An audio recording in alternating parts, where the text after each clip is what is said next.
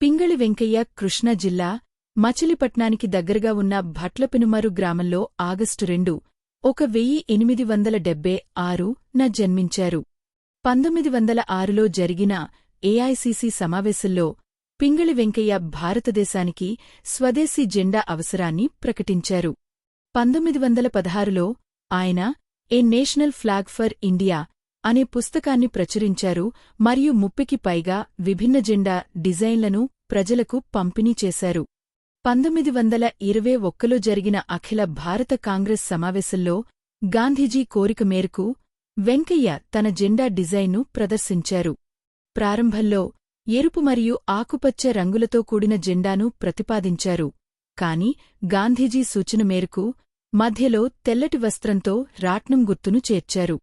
1931లో Congress committee ఈ స్వరాజ్ జెండాను అధికారికంగా ఆమోదించింది.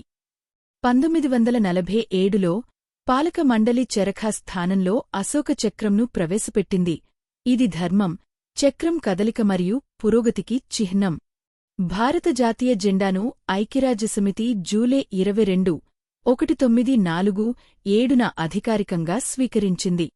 పింగళి వెంకయ్య 1963లో వ్యక్తిగతంగా మరియు పేదరికంలో మరణించారు, కాని చాలా కాలం తర్వాత 2009లో ఒక పోస్ట్మార్క్ ద్వారా గుర్తింపు పొందారు. ఆంధ్రప్రదేశ్ ప్రభుత్వం హైదరాబాద్లోని ట్యాంక్ బండ్పై ఆయన కాంస్య విగ్రహాన్ని ప్రతిష్ఠించి, పింగళి వెంకయ్య గారు నిరాడంబరమైన మరియు నిస్వార్థ జీవితాన్ని గడిపిన వ్యక్తి.